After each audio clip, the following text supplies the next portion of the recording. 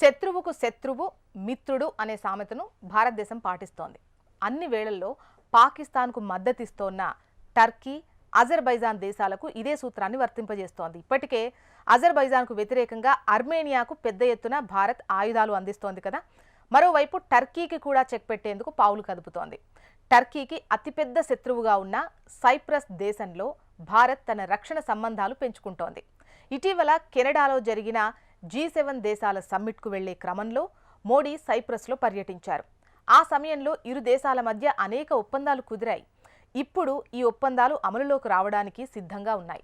Cypress republic యొక్క పరిశోధన మరియు ఆవిష్కరణ ప్రధాన శాస్త్రవేత్త అయినటువంటి డెమోక్రటిస్ మాట్లాడుతూ అనేక అవగాహన ఒప్పందాలు రూపుదిద్దుకోబోతున్నాయి అన్నారు. ఇండియా సైప్రస్ సమ్మిట్ కోసం ముంబైలో ఉన్నారు ఆయన. పరిశోధన, వాణిజ్యం, AI, రక్షణ రంగాల్లో ద్వైపాక్షిక సహకారానికి అవకాశాలు చర్చించడానికి మోడీ జూన్ నెలలో ఆ దేశ అధ్యక్షుడు నికోస్తో సమావేశమయ్యారని ఆయన చెప్పారు. రెండు దేశాలు రక్షణ ఒప్పందంపై పనిచేసేందుకు ఆసక్తి చూపుతున్నట్టు వెల్లడించారు. ఈ పరిణామాలు టర్కీకి మింగుడు పడ్డం లేదు.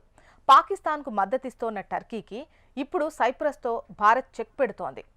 టర్కీ, సైప్రస్ మధ్య 1974లో జరిగిన యుద్ధం రెండు దేశాల మధ్య శత్రుత్వాన్ని తీవ్రం చేసింది. 74 వివాదం కారణంగా సైప్రస్ రెండుగా విభజించబడడానికి దారితీసింది.